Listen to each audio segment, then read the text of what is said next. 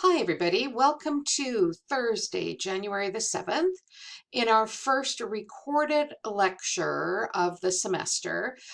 Please keep in mind that I will be recording all Thursday's sessions.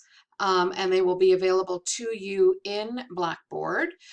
So let's get started with COM 252, the Advanced Business Communications. And we're going to be starting today with chapter 6 in your textbook, everybody. That is the memorandums, email, and routine messages that you will find in this textbook here, Communicating for Results, everybody, the 5th edition.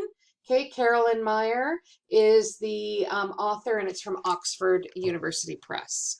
Okay, so chapter 6, everybody, starting on page 181. Again, memorandums, email, and routine messages. A little bit of a preview for this chapter, things that I feel are very important in today's business world, especially when we talk about communications, is this ability to create routine computer-generated business messages, everybody.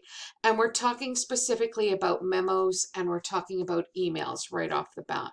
So the formatting of those particular messages are going to be discussed. As well, we're going to take a look at email etiquette and how it can maximize the readability and your reader's responsiveness to your message. Okay, so you want them to be able to read it, you want it to be clear and concise, and you want them to be able to respond to that message effectively. Okay, so some of the learning objectives that I feel are really important for this particular chapter. What are the characteristics of memos and emails? And the ability to develop a correct email style and tone, everybody. Okay, so let's get started with memorandums, also known as memos, okay, in that shortened format. And if you're following along in the textbook, which I suggest is a good idea, I've now moved on to page 183, everybody. Okay, so what are memos or memorandums? What do they serve? Why do we write them? Okay, we can use them in the business world as reminders. We can also convey instructions in them. It can record actions and decisions. Okay, we use them for data gathering, and we can use them as aids to problem solving when we're talking about memos or memorandums. Okay, when we talk about emails, everybody, and we use them all the time, emails bring the best of that memo style to both internal and external communications. Okay, so within the organization and also outside of the organization, it's great time saving ability to convey messages. It can be very straightforward, okay, and you eliminate a lot of that printing cost that comes with printing off of documents, okay. They say in the textbook, and I love this, that memos and emails are the workhorse, okay, of business communication today. They are indispensable. We need them.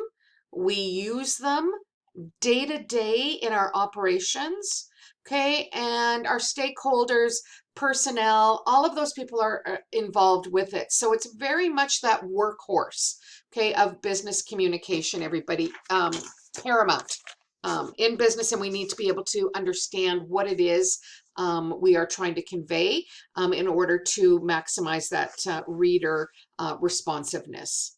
When we take a look at memo organization, everybody, and I'm on page 185 in the textbook, when we talk about putting these ideas together, we have to be very formatted, we have to be very organized in how we convey our messages. And memo organization follows very similar to a lot of that writing style that you would have discussed last year in the fall if you took COM 140. There has to be a very concise opening, okay? There also has to be the body of your message, and there has to be an effective closing. Okay, that very much follows the same format as when you're writing a paper.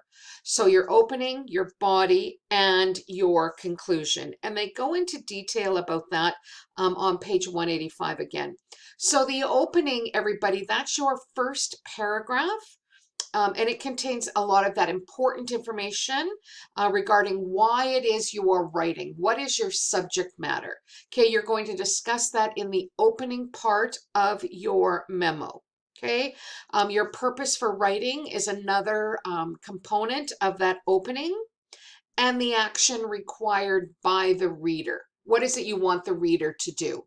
Okay, you talk about that in your opening part of your memo. The next part, and it's the main part, the heavy part of this memo, and that is the body of your memo that you are writing. Okay, you move on to more detailed information within the body. Okay, you give your reader details. Okay, on how they can act on the information that you are sharing. You want to make sure that the body has that sufficient background information, and you want to be able to clearly identify deadlines and perhaps the people that are involved in the topic that you're writing about. So you've got the opening part of your memo, you've got the body part of your memo, and last but certainly not least, you've got that closing part. Okay, so with the closing, you're summarizing your request. It's your call to action.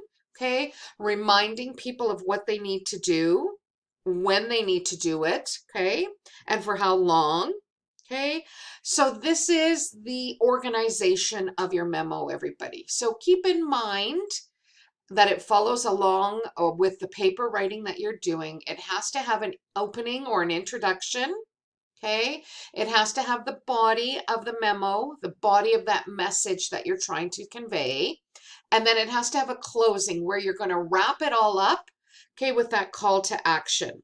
Okay, now they also mention at the bottom of page 185 that double spacing between paragraphs helps the reader visually separate those topics. Okay, so when you're putting your opening and you're done with the opening part, double space it and the body, and then after you're done with the body, double space it for the closing.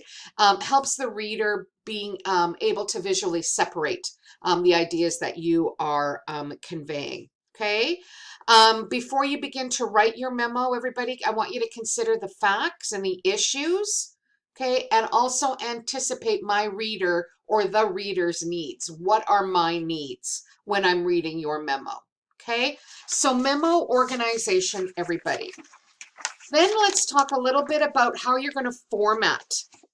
So you've got an idea, you need to convey that idea, get it out there into the domain who you're going to be sharing it with.